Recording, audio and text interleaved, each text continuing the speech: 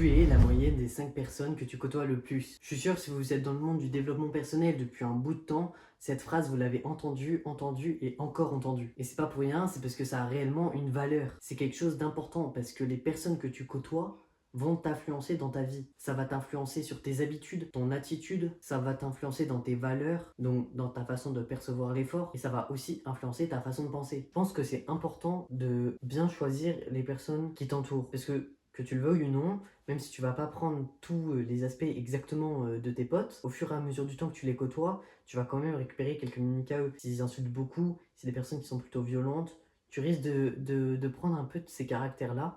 Et au final, si toi tu veux pas être violent, si tu veux pas insulter, eh ben, tu vas te retrouver à avoir un sorte de mécanisme automatique qui va se mettre en place. Donc ça peut être à ton désavantage, mais tu peux tourner ça aussi à ton avantage, en cherchant des gens qui vont être travailleurs. Si tu veux par exemple réussir scolairement, t'entourer de personnes qui, eux, réussissent, qui sont travailleurs et qui taffent tous les jours pour avoir des bonnes notes, et ben, tu peux aller les côtoyer pour vraiment améliorer ta moyenne, améliorer tes notes. Même chose, si tu veux faire du développement personnel, essaie de trouver des gens qui font du développement personnel.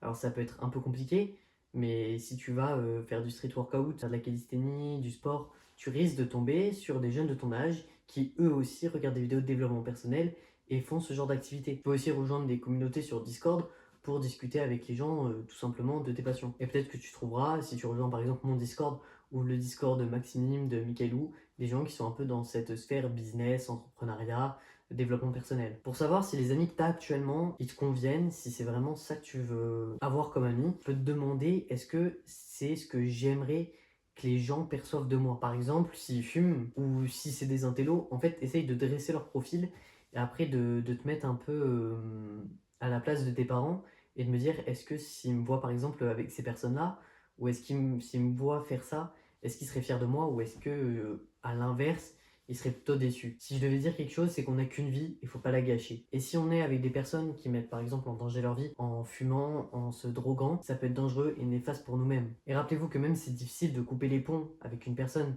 que vous connaissez depuis longtemps, si cette personne ne vous apporte pas du bon dans votre vie, au final, si cette personne vous empêche d'atteindre vos objectifs, des fois, c'est mieux de la mettre de côté. Je dis pas de totalement couper les ponts avec elle, mais peut-être de réduire le temps que vous passez avec elle au profit de vos objectifs, peut-être justement d'aller voir peut-être s'il n'y a pas des personnes qui seraient plus un peu voilà, dans votre mood, dans vos objectifs et qui vous pousseraient vers le haut. Enfin voilà, c'est tout pour moi pour cette vidéo, j'ai pas plus à dire. Si elle vous a plu, n'hésitez pas à vous abonner, à partager, à me dire vous ce que vous en pensez, les expériences que vous avez vues avec des amis qui étaient peut-être pas là pour votre bien, parce qu'il y a aussi des amitiés toxiques, donc faites attention à vous, c'est très important. Et sur ce, je vous fais des gros bisous et à bientôt.